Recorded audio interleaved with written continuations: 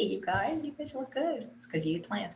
Hey, everybody, and welcome to Chef AJ Live. I'm your host, Chef AJ, and this is where I introduce you to amazing people like you who are doing great things in the world that I think you should know about. I am meeting today's guests for the first time. I actually found out about them from a film I had seen that was done by a previous guest, Dr. Sarai Stanek, called Code Blue. Their names are Dr. Jennifer Trilk, Hayne Jackson, and Chef Scott Rourke. Please welcome them to the show. I'm so excited to meet you and find out all the wonderful work that you're doing. AJ, thank you so much for having us on the show. And we really appreciate everything that you're doing to bring awareness to the community and to the states on the importance of healthy living, which is exactly what we try to do at the University of South Carolina School of Medicine Greenville. I am Dr. Jennifer Trilk. I am one of the founding faculties of USC School of Medicine Greenville, to where we incorporate 80 hours of lifestyle medicine training, which I'll show you in a video briefly. And I've brought with me, and thank you so much, a medical student of mine, Hayne Jackson, and a partner of which I could not do anything without, Chef Scott. So Hayne, would you introduce yourself, please? Sure. Hey, everyone. My name is Hayne Jackson, and I'm a second-year medical student at U of SC School of Medicine Greenville, like Dr. Trilk said. Super excited to be here. I have graduated from Clemson University in 2019 with a BS in Food Science and Human Nutrition. So I was drawn to this school because of the huge focus on lifestyle medicine that we have, in a large part from Dr. Trilk. And I am also the co-president of the Lifestyle Medicine Interest Group and a participant in the Culinary Medicine elective at our school. And Chef Scott. Hi, good afternoon. I am Chef Scott. I've been in food and beverage industry for better than 35 years. Had the wonderful opportunity to get to meet Dr. Trilk, gosh, how many years ago now? 3-4 years ago, by chance here at the Culinary Institute of the Carolinas, where I teach. I've been here 6 years as full-time faculty. I've been teaching probably a total of 12 on and off, some adjunct, some full-time faculty, which I love doing. So we entered into this partnership, as I said, kind of by chance. I happen to be an avid exercise person. I won't say biker, runner, whatever. I kind of like to exercise, period. I like to eat well so that I can exercise. And I think that's where Dr. Trilk and I sort of connected. She's an exercise lover as well. And so we started talking about food, and her plans sort of fit my plans and things that we like to do at the culinary school here. So it was just a real obvious match that we needed to come together. I have the kitchens, she has the science and the medical background, and hello, here we are today. Great. Thank you, Chef Scott. Chef AJ, if it's all right with you, I'd like to show about a 3.5-minute video to our audience, just to give them an overview of what we do at the school. Is that all right? Absolutely. Thank you. So I'm going to try to be technologically savvy here and get this rolling. All right. Let me know if you can see that. All right, we'll go ahead and begin. Learning to become doctors is a challenging journey, but there's so much more to the experience here than we ever could have imagined. At the University of South Carolina School of Medicine Greenville, we learn to dig into patient health on a deeper level. We learn to see the community through our patients' eyes. The Lifestyle Medicine Distinction Track is an opportunity for students to focus on healthy behaviors, healthy lifestyle behaviors from their first year of medical school all the way through their 4th year of medical school. And it really gives them the tools to treat and prevent chronic medical illnesses. My name is Jennifer Trilk, and I'm an associate professor here at the medical school. I've been here since 2012, so I'm one of the founding faculty.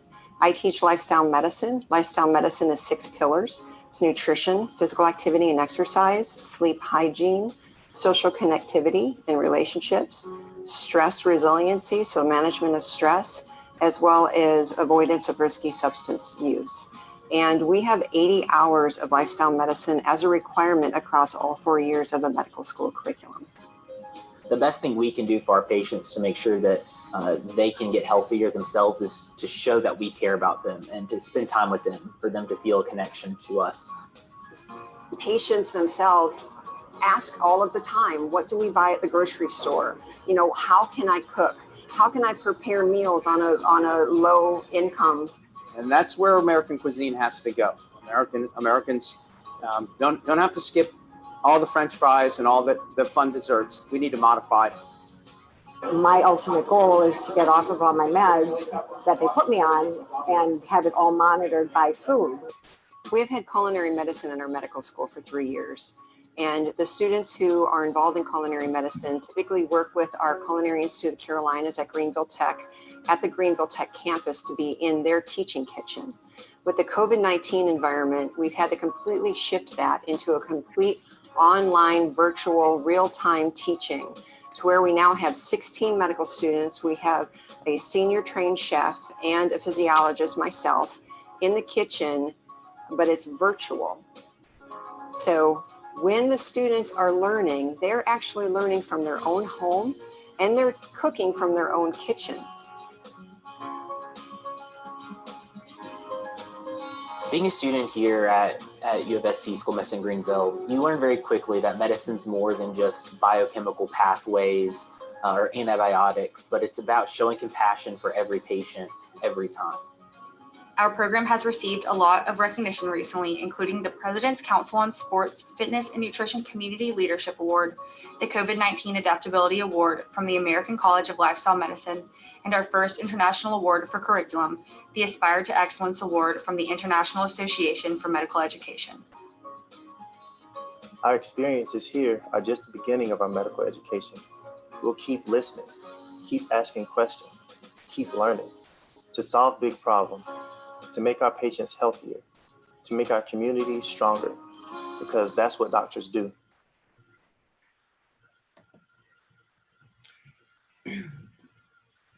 Oh, are you muted? Yeah, I didn't want, that is amazing. Why isn't this every medical school?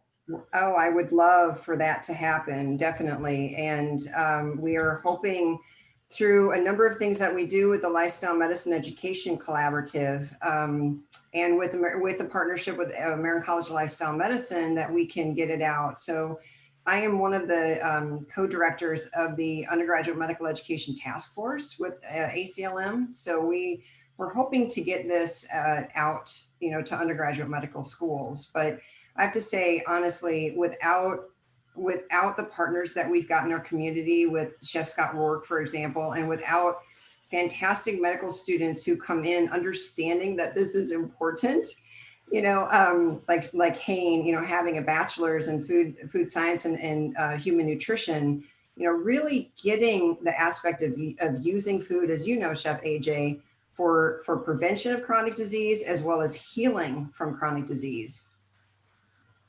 Unbelievable. My real job is I host these summits based on different topics like GI health or weight loss. And recently I have met 4 medical doctors who, after becoming medical doctors, actually went to culinary school because that's what they felt was most needed. Definitely. Yeah.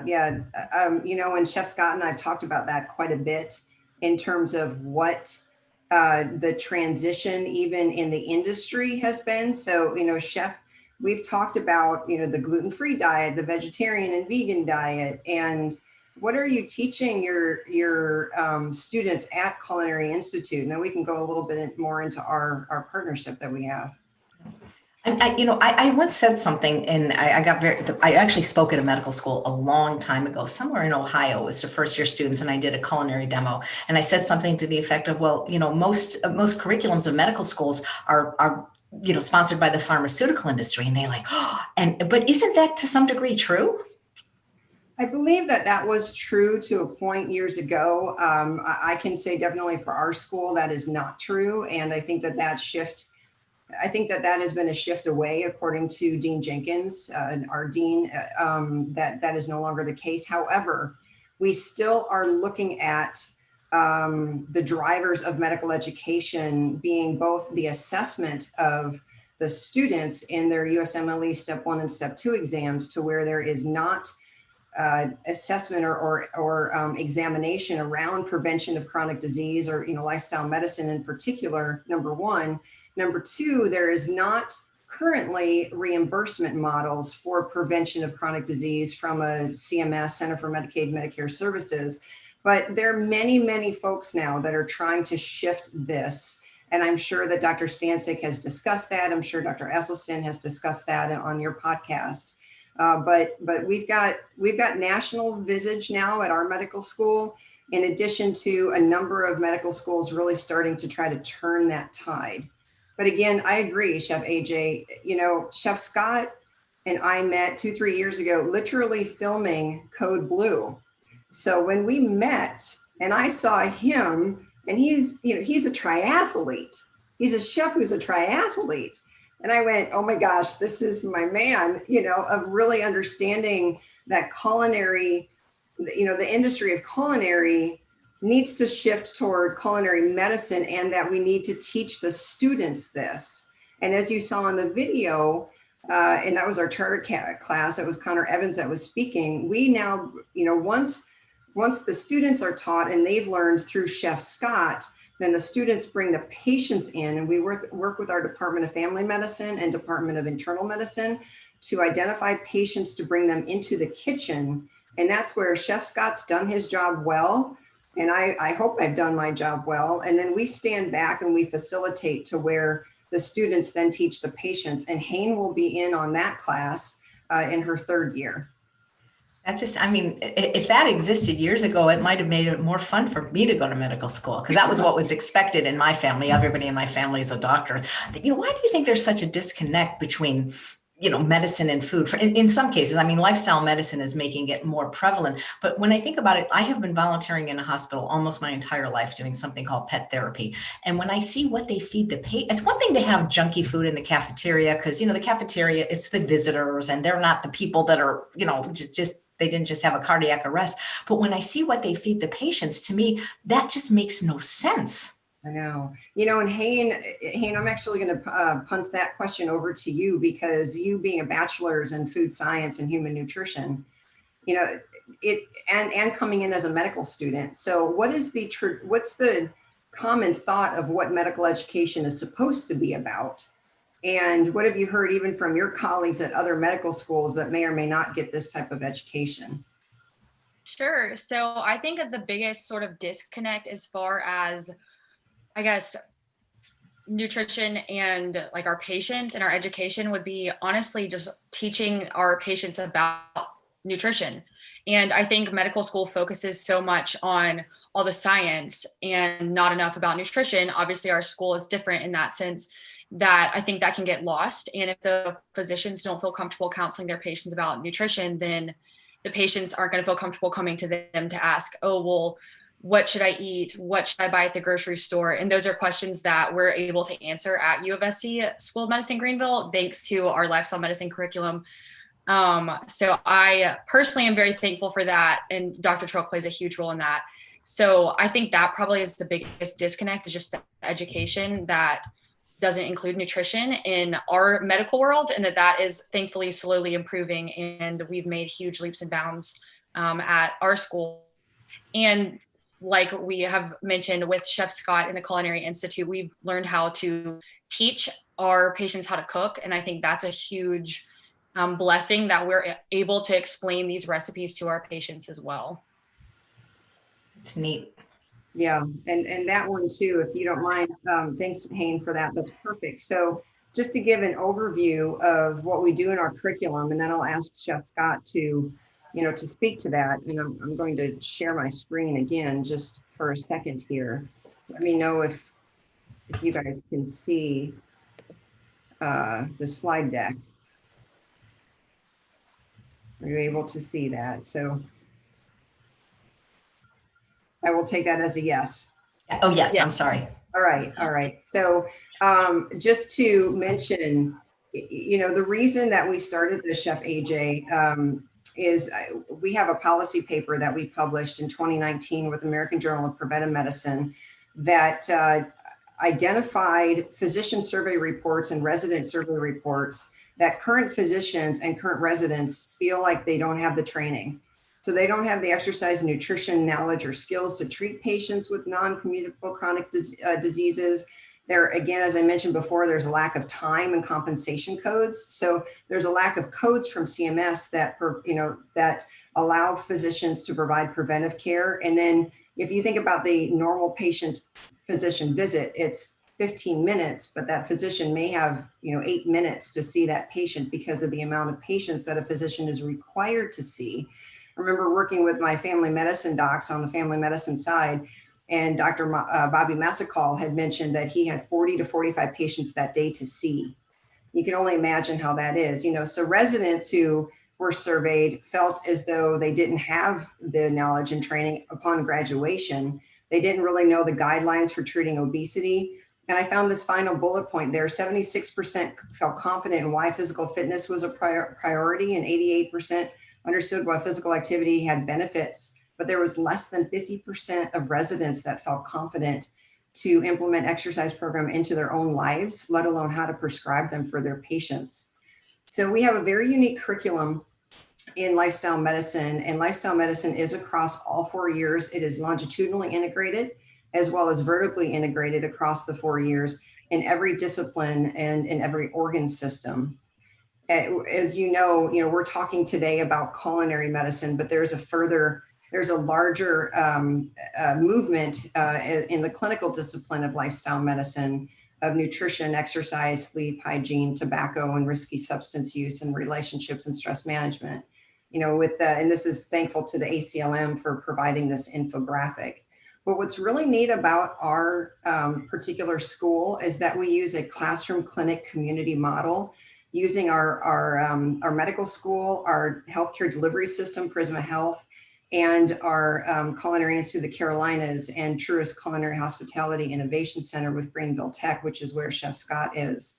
Just a couple of pictures of us in the kitchen, which was our charter class. And, we've really had so much fun. The students, and I hope I'm not speaking for Hayne, but the students really enjoy it. And an example of our curriculum, which is where I'm going to ask Chef Scott to speak, is in our second year, which is where Hayne is now, in our fall and spring calendar, looking at culinary medicine. And we really align the different modules with the actual modules that the students are in at the time.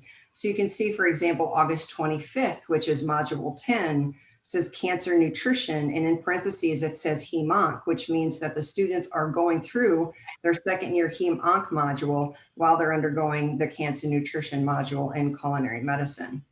So we did have to transition, with COVID, and Chef and I we're like, how is this even possible? Because we were so used to being in person, and how can we transition to virtual culinary medicine? So I have got some pictures of Chef as I was taking Chef on, real time in the kitchen, doing the cooking demonstrations for the students, and then what the students were seeing at home. And then we would break them out into smaller groups. So we had 16 students over the summer. We'd break them into groups of 4 to where we all had eyes on each one of the students. And there's a picture of Chef looking at his small group and giving them knife skills and explanations about their cooking. And again, there's another picture of the students in their own kitchen. What was really neat was that I would receive text messages from the students, anywhere from they thought this was awesome and they were excited for the summer, and really understanding more now the importance of what they're eating themselves. So that second column of, normally I get the falafel, and this particular patient, now that they're in awareness of the nutrition facts, the calories, the fat, the carbs, the protein, they're really finding out, what they're eating and if that's healthy. And then of course they can translate that, into their own patient care. So I'm going to pause there. I'm going to stop sharing before we get into Walk with the Doc, and ask Chef Scott to speak more to how he teaches the students in the kitchen, as well as how we transitioned over into the virtual, which was quite a feat. And that was, again, not something I could have done without Chef. Well, yeah, wow. Where do we start with that one? 2020 has been a great year, hasn't it? But So, initially doing these classes with the medical students was exciting, a little bit challenging, a little scary. All the medical information that Dr. Trilk conveys to them before they come into the kitchen with me is a whole nother world. And I realized I couldn't go there and learn all that. I know how to cook, and I believe I know how to teach. And these guys were just sponges. They were really wide open to learning. So it was really a treat. Now, their culinary skills were anywhere from I've never been in the kitchen before to I'm pretty comfortable. And that was Connor, who you saw in some of those pictures. So we just had to develop, hey, you guys aren't here to learn how to be chefs. You're here to learn how to take care of your patients. And that was a hard mentality for me too. Not worrying about their knife skills being perfect, but that they could convey to a patient that this is how you need to be able to make this dish. And at a point, we had to kind of sort of evaluate, were these recipes going to be too hard for the patients to cook? Because if they are, a patient's not going to spend 3 hours in the kitchen like I might do. They need to be fairly quick. They need to be items that they could pre-prep and have in their refrigerator. So a lot of all this mentality went into what we were trying to do with our students and also with their further patients down the road. We got a amazing curriculum out of Tulane from Dr. Tim Harlan, who we met. Really fantastic guy. He's done just massive amounts of work and continues to evolve this whole thing. And that's where we came into when Dr. Trilk and I guess it was over Christmas holiday, maybe of last year, when we were starting to look at this COVID, and I have so, as I get older, not really excited about change. I won't say I drag my feet, but I think Dr. Trilk would disagree. So we're listening to this, and I think I was sitting in my home, and I bet I blurted out multiple expletives that I sound turned off because it was just scary as heck. We are going to do this virtual cooking class, and I'm going, no. I'm a chef. I work with people with hands, with knives. So, but we hung up, and I think we both just said, and I talked to Dr. Trilk, and I said, Jennifer, we can make this work. We have to make this work, and we're going to make this work. We can do it. It's not going to be perfect. We both have to accept that this is not going to be perfect. And so that's kind of what COVID has taught us. It's not going to be perfect, but you know what? Our students took it on. They got in their kitchens, and we looked at them, watched them, talked to them, and by gosh, they did a great job. So they've learned how to cook in their kitchen, which is probably more realistic to what they're going to teach to their patients down the road. So that's the positive out of it.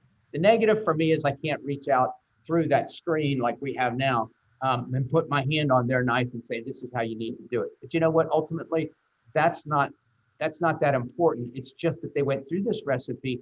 And now when Mrs. Jones comes in presenting with, all kinds of signs of diabetes or celiac disease, whatever it may be, they can then say, hey, I've done some of these recipes in a culinary school that were really effective, really easy to cook, and really good for what disease that you have or what symptoms that you might need to treat. So it's working. I can't wait until we're back in the kitchens with our students. We got a couple more months, I think, probably, but we're working with our students, our normal culinary students here right now, but we're all, we're masked up and trying to talk through that thing and staying away from people, but it's working, and we're going to get through this thing. And God bless Dr. Trilk for bringing me on to this, and for the culinary students who are going to be, my excitement is to see that in the future somewhere, they'll be treating my kids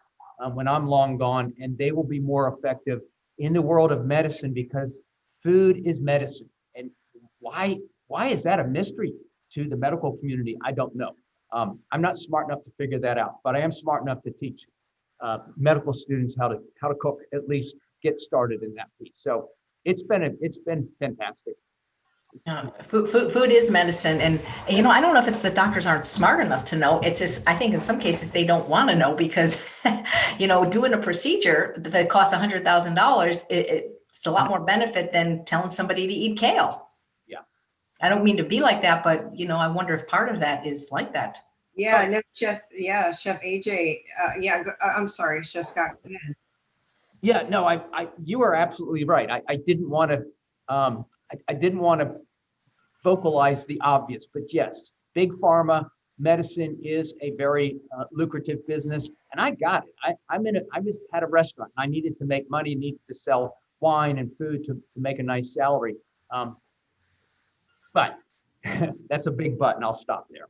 Well, Right. I think, I forget which plant-based doctor it was, maybe it was Dr. Greger, or one of the doctors said if that they could harness the power of a plant-based diet and put it in a pill, that would be, we would be spending millions of dollars taking that pill.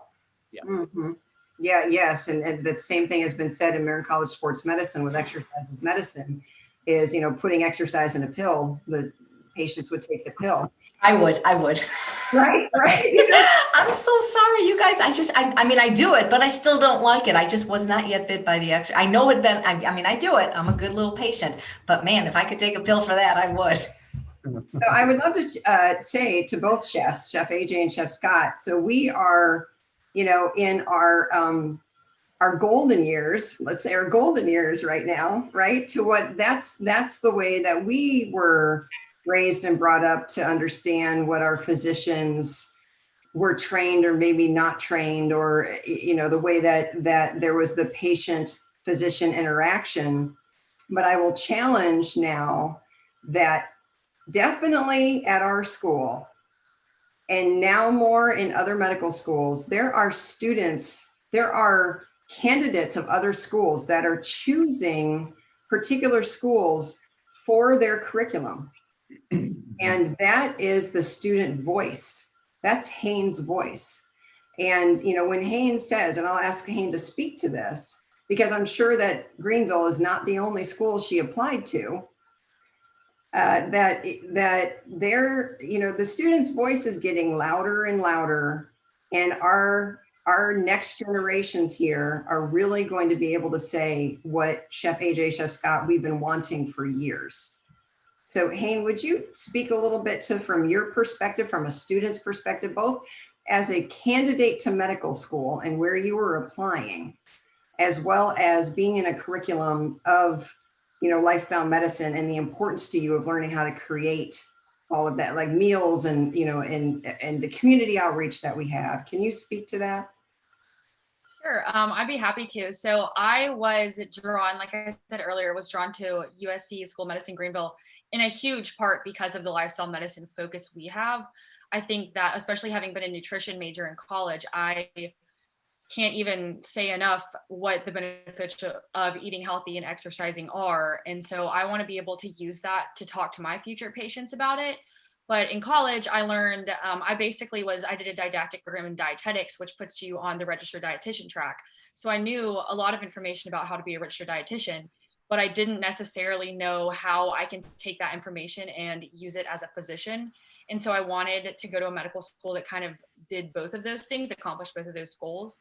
And my school, I could not have found a better fit for me. I think the lifestyle medicine curriculum is awesome. I also think that another huge draw for me was the mentors that we have access to. And Dr. Trilk, I would say, is mine.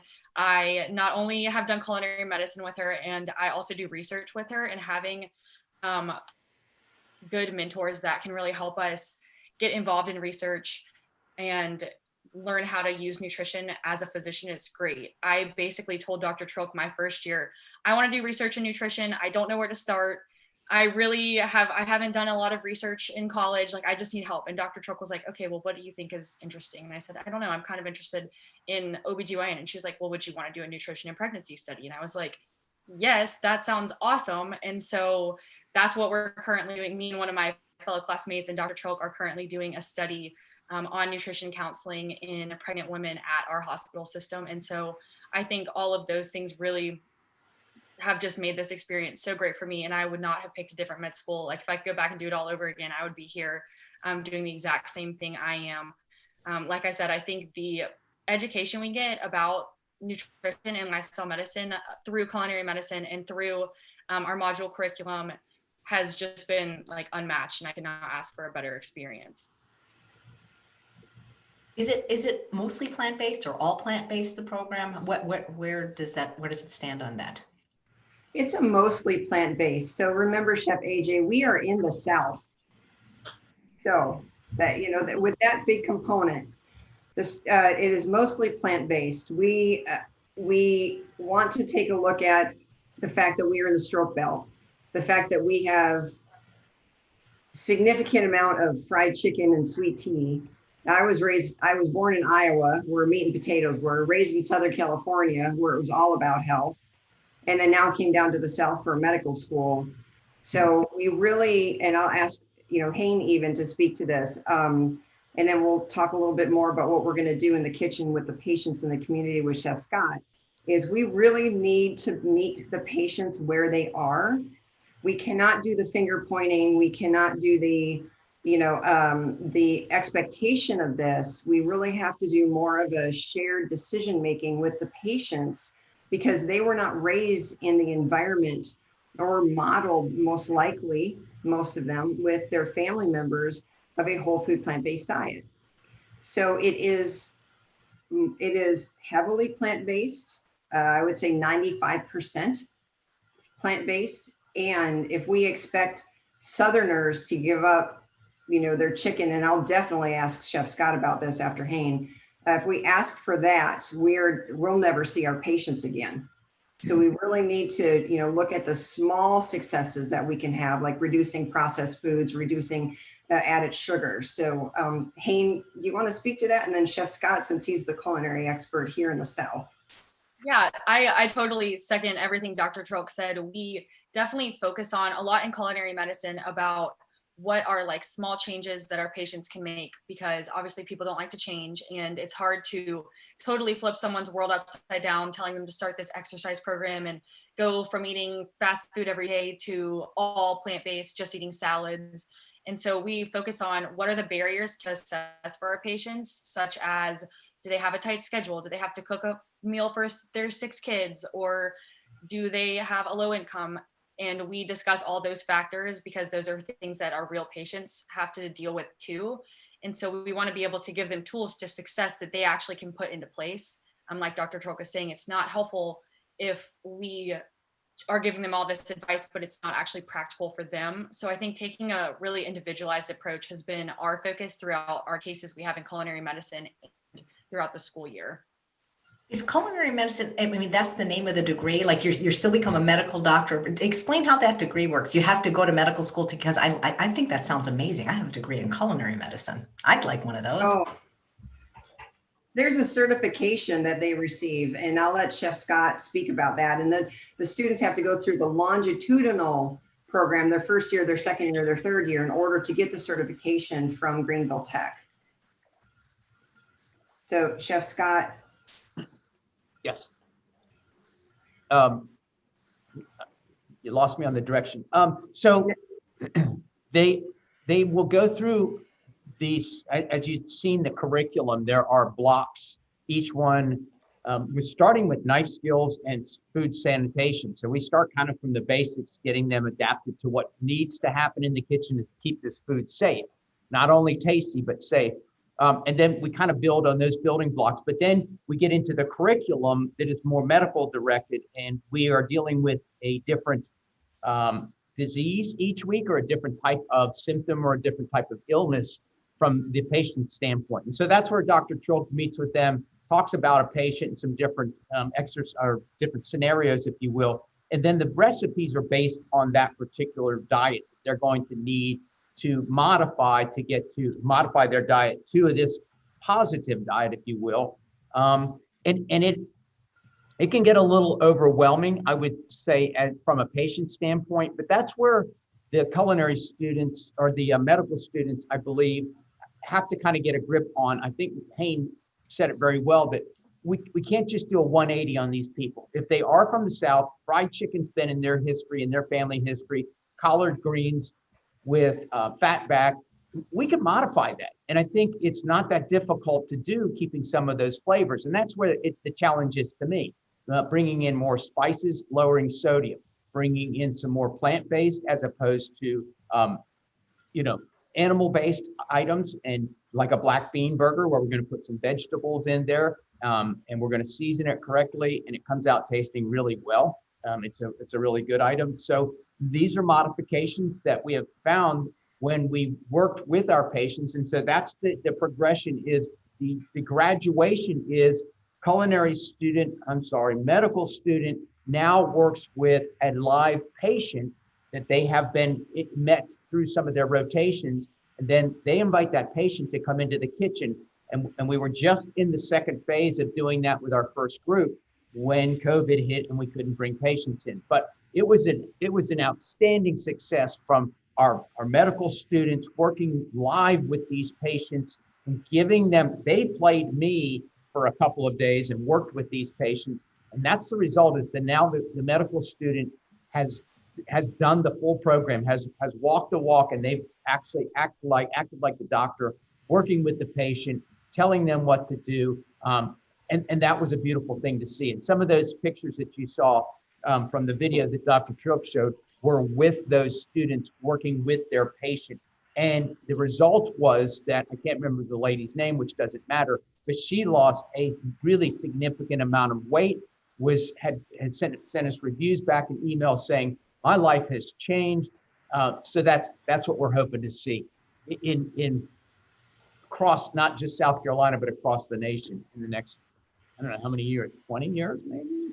Yeah, that's right. That's right. Yeah. I just think that would be the funnest chef job to ever have, the one you have, Chef Scott. I mean, that would be just so rewarding, because you get to do your passion, but it just seems like it's so much more meaningful than just, rolling out orders at a restaurant. Not that there's anything wrong with that. I did that for years too. Yeah. And what was really neat, Chef AJ, was that, once the students complete the program, and it's close to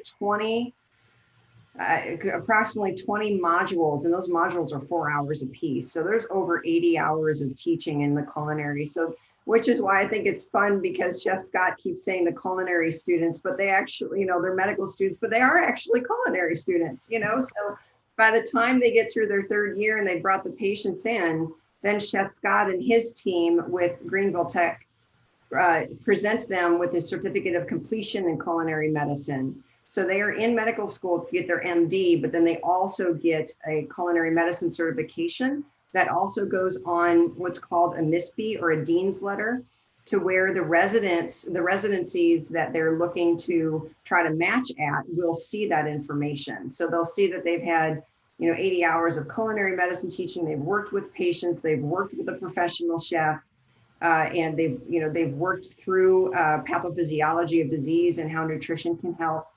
So it's really, I think, just so much fun. You're absolutely right. Like, so much fun. It's so much fun. Well, when you graduate, Hayne, will you be Chef Dr. Jackson or Dr. Chef Jackson? That's a great question. I guess whatever my patients want to call me, I will accept. Are there any other medical schools that are doing this? I'm sure that there are medical schools that are doing this in different ways, and maybe in different degrees, that I do know. With the Health Meets Food curriculum from Tim Harlan, Dr. Tim Harlan, who, as Chef Scott said, is absolutely phenomenal and so wonderful to work with. He mentions that I think there are close to 40 schools that are using some of his modules. He says that we, last time we spoke, were the only medical school that were using all of the modules. And we truly are using across the medical school, first year through fourth year, using all of the modules that are presented. Now, I don't know if I can keep up with him, because Dr. Goodness gracious, Dr. Tim is creating more and more and more modules. So I know he's creating a food insecurity module, and we probably won't be able to keep up with them, but we're really excited to be partnered with him as well. So, did you guys get involved with the making of the documentary Code Blue? Oh, that's a great question. I was at the American College of Lifestyle Medicine conference, and somebody told Dr. Stancic about what we were doing at our school. And she came up and said, I need to speak with you. And after about 30 minutes, I felt like I had a sister. And she is so incredible. And she said, we really need to come down and film your school, which is what they did. And we're so blessed to be able to be highlighted in that school, in that documentary, and to bring awareness to the medical school and what we're doing with our partner with Greenville Tech and what the students are doing in the curriculum. Well, that's how I found out about you. And it's funny, you called it I always thought it was called the Bible Belt. You called it the stroke belt. That's great. I've never heard that before. That's so interesting and funny. I mean, not funny, but it's clever, I guess. Do medical students, when they graduate, still take the Hippocratic Oath? Because wasn't it Hippocrates that said, "Let food be thy medicine"? Yes, so it is well known that Hippocrates said, "Let food be thy medicine and medicine be thy food." And I do believe, Hayne, you do take the Hippocratic Oath. Is that correct? That is. So we actually took a Hippocratic Oath at the beginning of school. We have some of our classmates write it's a Hippocratic Oath for a white coat ceremony. And so we do get to say that at the beginning of medical school.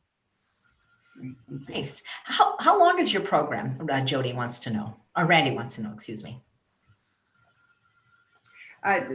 We've got 4 years of the medical education. So we've got 2 years of preclinical work to where the students do primarily biomedical sciences. However, we have a wonderful integrated curriculum to where we have a clinical skills and medicine and society. So it's called the integrated practice of medicine, to where the students, in tandem with taking their biomedical sciences, are also learning clinical skills.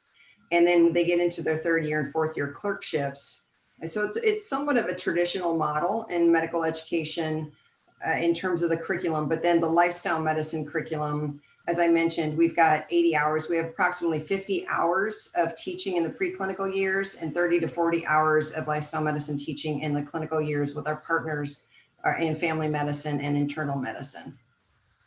At what point in someone's medical school journey do they declare what, when they go into a specialty? Is that like 3rd year, 4th year? When do you have to decide that? And because I'm wondering if having this degree in culinary medicine colors what you decide to do as a doctor. You know what I mean? Yep, and it's a certification in culinary medicine. So with the certification, again, the student has to go through the longitudinal track for that. Hayne, approximately when do students start identifying their specialty? That's a great question. So some students come in knowing what they want to do from the get-go. Some don't know at all, and that is me. I don't know what I want to do. I have a couple interests, but you really don't have to decide until around your 3rd year of medical school. You start applying to residency programs in the fall of your 4th year. And at that point, of course, you will only apply to one specialty, and then you will for sure know what you're going into. So generally, I would say probably the 3rd year is when you kind of figure that out.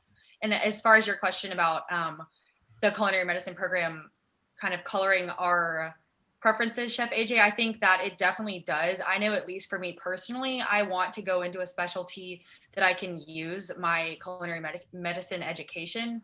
So I'm definitely thinking like maybe something pediatric. I love kids, so maybe pediatric nutrition something, but we will see in a couple years. That's neat. Well, now that you guys have to do it virtually, I know a great chef that would love to help you from her kitchen, her beautiful kitchen here. I think it'd be so fun to work with you guys. So we have a question from a live viewer. My thing goes really quickly. It was about what you guys enjoyed. Where did it go? I'm so sorry. What do you enjoy the most? Oh boy. Because what I see something different than you guys, and it goes a lot faster. It was something about what do you guys enjoy the most about, oh, here it is. Mandy says, what do you guys enjoy the most about educating people? Oh, Chef Scott, you go ahead and start, and then I'll finish. I am not a trained teacher. I've kind of learned on the job because I was a chef for years, sold my restaurant. Somebody said, hey, you want to teach a class? And I've been doing it since. With this particular group, I guess the satisfaction comes from what the results will be. Having been kind of surrounded by medical people, my brother is in medicine, cardiologist. My ex-wife is an OB. And she went through medicine when we were married. So I've seen the whole process. And I always wondered, why aren't they dealing with nutrition and prevention more than they are taking care of somebody once they're sick? So in a very teeny small morsel of a way, I feel like I'm going to be responsible to help keep our population a little bit healthier. So that's the teaching part. I also feel like being able to be a healthy chef is kind of a neat badge I'm able to wear, because I have an exercise problem. I have an addiction. my present wife didn't quite understand that when we got married, but and I think that's the only reason Dr. Trilk ever came up to me and started talking, because I'm a skinny chef, and there aren't a lot of us, but it's getting better. So to me, the whole country has not only one pandemic, but they've got a health and nutrition pandemic as well that we need to address and start working on that, and we'll be a healthier nation. So I'm just doing my little piece. That's kind of what's really fun for me. I'm lucky to be doing it.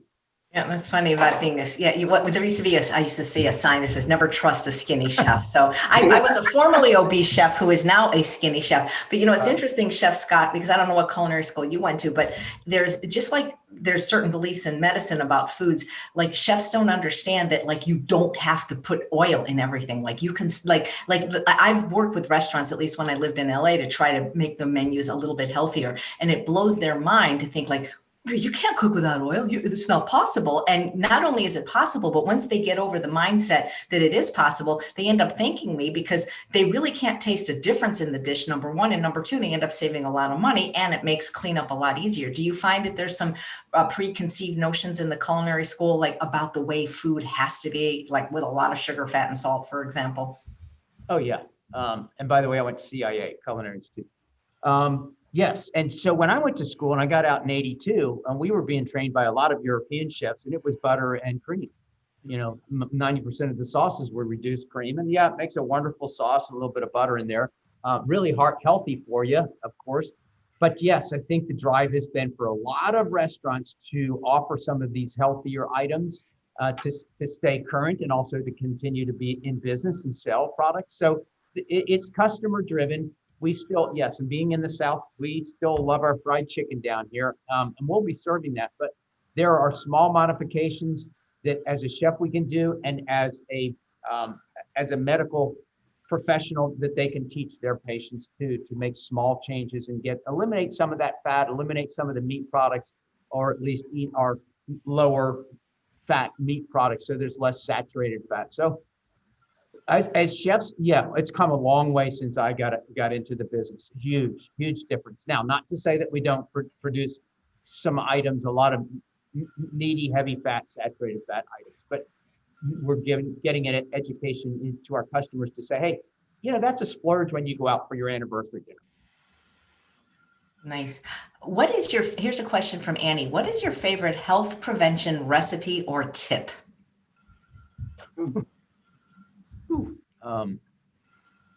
Wow. I'll tell you one that blows us away.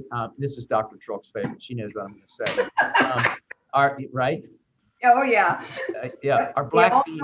We all know what Chef Scott's going to say. Yeah. Black bean brownie recipe is wicked good and just crazy healthy. So that's probably one of our favorites, because it's one of those where if you gave it to a patient or a friend or whatever and said, make this, somebody brought it to a ride that I was going on, and he said, oh yeah, try these black bean brownies. And I thought I had kind of that, that regurgitation sort of symptom. And I did try it, and I was like, holy smoke. So this is somebody that had made a batch, not our recipe, but then we had it as one of our recipes, and I was like, daggum, this thing's going to be awesome. And it really is. So that's one that I would say that is one of our favorites. It's really good, and it's really good for you. Really, really healthy food is not a winner if it's not really good tasting, and it's a struggle to get it down. So, we've got to try and teach both of these things, and that one really works real well. So you're a cyclist? Is that your exercise addiction, cycling? I've got a lot of addictions, but cycling is one. As I'm getting older, running has gotten really hard. I've done all my marathons and stuff. So yeah, I like to ride. I like to swim as well. Like Dr. Trilk said, I've kind of gotten into the triathlon thing. I don't do many of those, but I love to train all three components. Wow, terrific. Yosef says, will you give some ideas about what food you recommend for which kind of health issue? That's a quite general state question.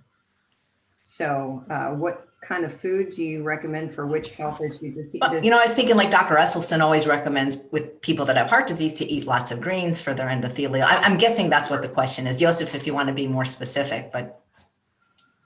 Sure, we definitely so we will go through the as you saw in the second year, the modules for pathophysiology. So we go through the hem-onc module as cancer. We go through mind, brain, and behaviors. So we talk about Alzheimer's and dementia. We go through the cardiopulmonary. So we'll talk about congestive heart failure and renal disease. We'll talk about hypertension.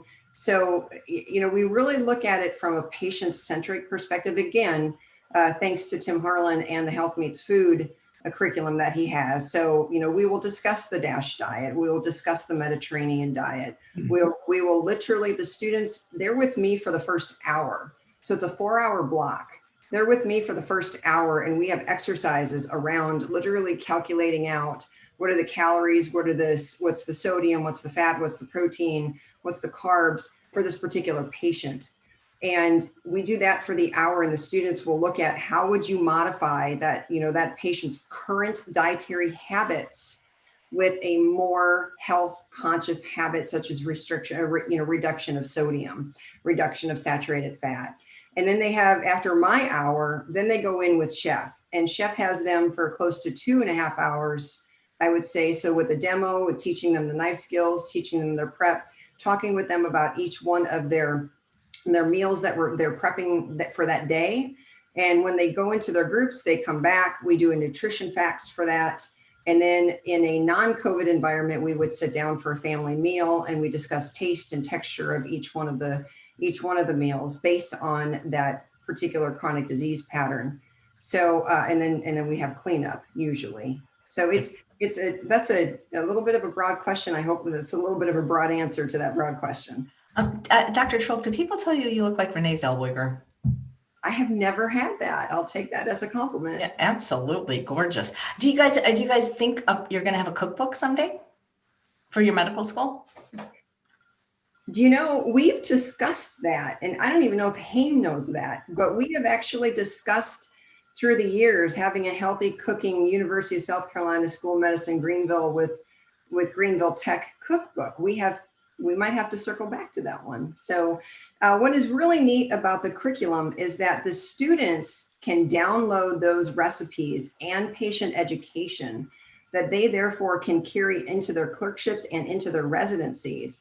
So with the previous question that was asking, you know, what are your, you know, favorite dishes? You know, Hayne will identify which are her favorite dishes that are easy to prepare, right, Hayne? And then you'll hopefully be able to make that for your family, as well as, you know, be able to identify it with your patients on, you know, saying, this is an easy one to cook. We know that Dr. Trilk's favorite is black bean brownies, so give that one a try. Yeah, I have to say the black bean brownie recipe really took me by surprise. I was a little skeptical too, and I like black beans, and I obviously love brownies. And the first time I made it, I think my husband was floored that there were actual black beans inside the brownies. So I think for a future cookbook, that will have to be the star recipe of the show. It most definitely will. And I love one note on Mr. Jackson. Now that we are in COVID virtual reality culinary medicine, when we get to that end of the module, or of that 4 hours, and we get into nutrition facts, there are half the time that half of Haynes' food is gone because Mr. Jackson stole the food in order to eat it, and she's trying to give nutrition facts. So, you know, so we know that we've got good company or good audience with Mr. Jackson and some of the other family members of the other students, because they're partaking and benefiting as well. Nice. This is a great question from Irma. She says, how can doctors that are already practicing train in culinary medicine? Do you offer a fellowship? That would be something you should do. That is such a great idea, Chef AJ. We have discussed having a lifestyle medicine fellowship at our school. In fact, that just came up on a Monday call with family medicine. So that is in process of development, number one. Secondly, the Health Meets Food curriculum, and through Dr. Tim Harlan, there is a certified culinary medicine specialist that I would encourage you guys through the Health Meets Food website, look up the certified culinary medicine specialist. And I do know that one of our doctors, our internal medicine doctor, received that specialist. So she went through the training. And if I may, I know we're probably running short on time. If I may, I would love to show a video of that. So if you don't mind, we've had Dr. Meenu Jindal. So another thing that's really great about our program, can you see this? Teaspoon. Are you able to see this? Yes. Great. So Dr. Meenu Jindal is our internal medicine doc, and she also teaches in the school. So she received the Certified Culinary Medicine Specialist certification through Health Meets Food. And I want to say it's so great, Chef AJ. We've had so many of our faculty, both biomedical science faculty and clinical faculty, who are involved in the student's success. So part of a student success workshop, you'll see, and it's only a couple of seconds. Teaspoon of cumin seeds right there. And this is Dr. So my Jindal. husband is helping me. Thank you so much. So right now, as you can see, I'm sauteing lentils with onions and cumin seeds. If you can see that, there we go. So cumin seeds and onion mixed in, and the lentils, right? That's all you have. This is 1 cup of lentils, 1/4 cup of onions, 1/2 to 1 tablespoon oil, and actually 1 teaspoon cumin seeds. So it really is a family affair here. So that was something that Dr. Jindal decided to do from her own home, to cook a healthy plant-based meal in the Indian style. So that's everything that she was able to do as a CCMS. That's really cool. I wish I could visit you guys. It just sounds amazing what you're doing. Oh, you know what everybody's asking for now is everybody wants that black bean brownie recipe. Right. That's right. Well, I guess we're going to have to either go to the medical school or wait till the book comes out. I do have one in my book, guys, called A Date with Dessert, if you have to have one right now. Oh, perfect. Yeah. I'm sure probably not much different in terms of. Well, the only thing is I try not to use flour, and I only use dates to sweeten, because I was a pastry chef actually at a restaurant for 5 years. And so my thing was to never use processed sugar, just to do everything with dates. Oh, that's wonderful. I think I just found another sister. Yeah. Just, the fruit, the whole fruit, and nothing but the whole fruit. Right. I love what you guys are doing, and I'm so glad that I found you. And that's what I want to just let the world know that there's people all over the world that we've never heard of that are just doing amazing things. And who else is doing something like this in the stroke belt? Right. Yeah. Right. We feel very blessed. We're certainly blessed. It's funny. The first time I went to the South, it's so funny because, there's stores everywhere in the United States and in the world, but I'll never forget. And I can't remember which city in the South I was in, but they actually had like an aisle that was bacon, like an aisle, like not just bacon, because there's like the whole aisle was bacon. Wow. Chef Scott, since he had a restaurant in Charleston, I bet he could probably speak to that as well. Yeah, there's plenty of fat down here. Don't that. Yeah, but Charleston has really become such a neat food town, using indigenous products and cutting out some of the fat and making some really creative stuff with, all of the bounty of harvest that we have, whether it's vegetables or out of the sea. So we're getting better, and as trained chefs are moving into the area, which has happened for a long time now, the quality of cuisine and the nutrition in the cuisine has gotten much better. Yeah. Do you, I'm just curious, Dr. Trilk, if you guys ever discuss how like the addictive properties of certain foods like sugar, fat, and salt. And that's I think why it's so hard I don't think it's just the taste, because I can make anything without sugar, oil, and salt, and I think it tastes amazing, but it doesn't have that addictive property that people are, I think, looking for. Oh, yes. We definitely discuss that in the biomedical sciences, don't we, Hayne? We get into how sugar really connects with the prefrontal cortex, and that it can be up to 200 times as addictive as cocaine. So we get into the biomedical sciences on food addiction and understanding, and even Chef will say, taste buds change and I learned this from Chef Scott, taste buds change, around 10 days to 2 weeks. So we really got to take a look at the addiction properties, what happens in the brain, and then the cortices in the brain, primarily the prefrontal cortex, and then also what Chef's talking about in terms of taste buds changing, of course, which is also a neurological shift in getting patients to eat healthier. So yeah, we do. We speak about that quite a bit. Yeah, and now we got to get the hospitals to get on board. I'll never forget. I had a colleague at work that went into the emergency room, and they were waiting on the results. And they said, "Well, you either had a heart attack or you have diabetes. We're not sure." And while he was waiting for his results in the emergency room, they gave him beef stew, milk, and apple pie. And I'm thinking, there's got to be. I mean, like, really? Right.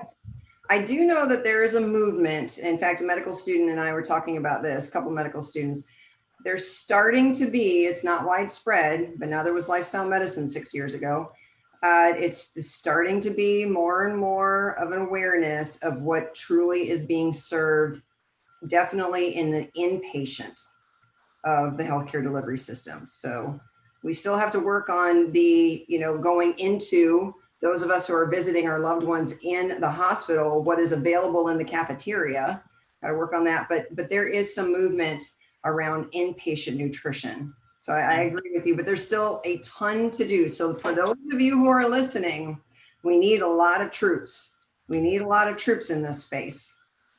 Yeah. And it's funny because like when I haven't been able to volunteer since COVID, they're not allowing any volunteers at the hospital. But when you go in to check in at the nurses station, the amount of crap there, and it's not really their fault necessarily. I mean, I'm sure some of them bring it in, but like patients to thank nurses for doing a good job, they bring them, donuts and C's candy. And, I wish we could change that, bring them, because I think everybody wants money. I mean, I'd rather have somebody give me a $20 bill than a box of C's candy personally, but I know they mean it to be kind, but I wish we could change the culture that's not that kind to give, especially if they're struggling with their weight, to give them, a 2-pound box of C's candy to thank them.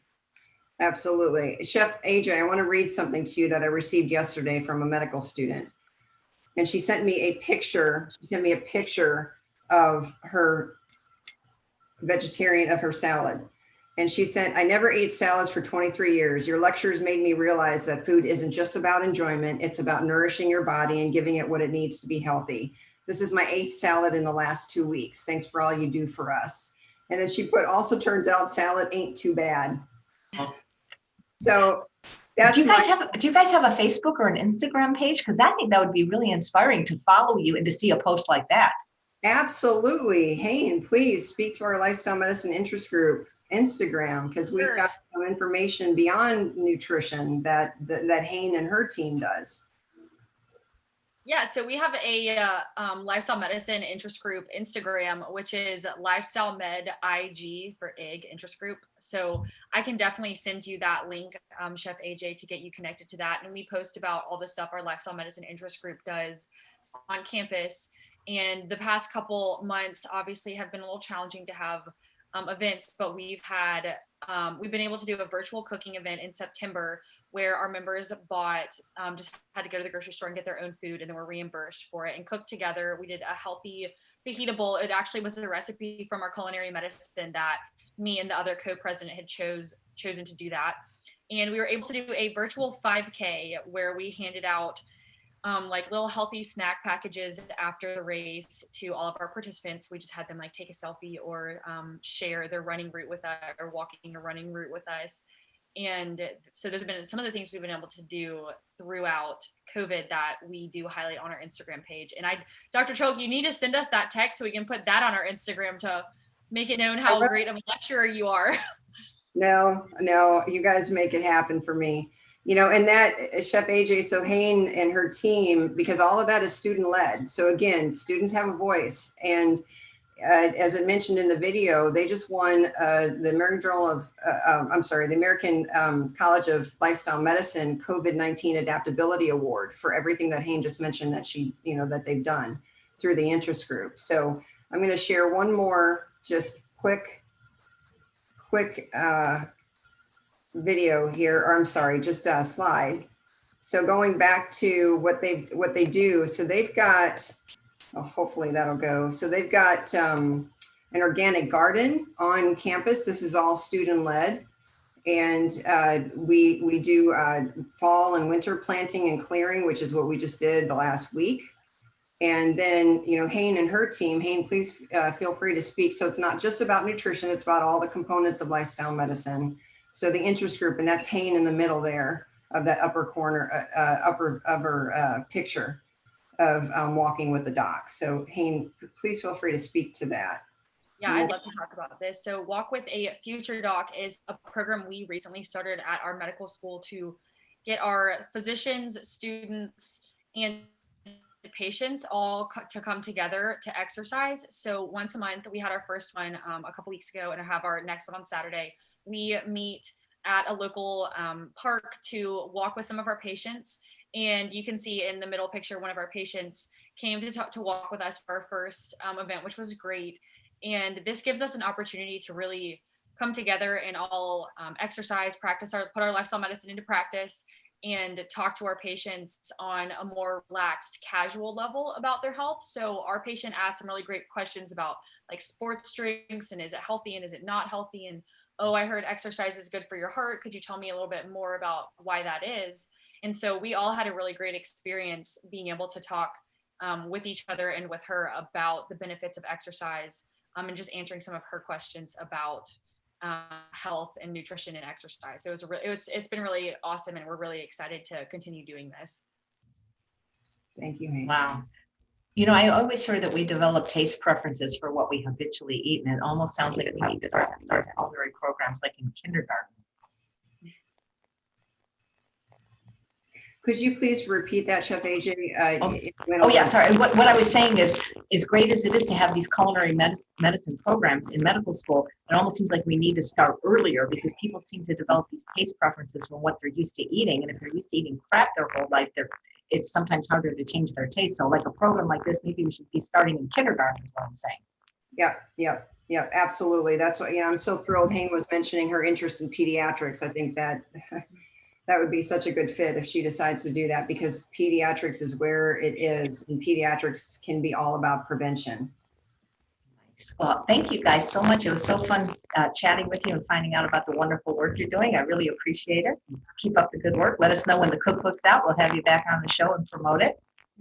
Thank you. Thank you. Thank you, Chef AJ. We are so appreciative of your time and allowing us to be on your podcast and the video here. And again, please feel free to reach out anytime. And we, Chef Scott, Hayne, and I will definitely have you as a virtual if you want to drop in as a guest for one of our cooking classes in the spring.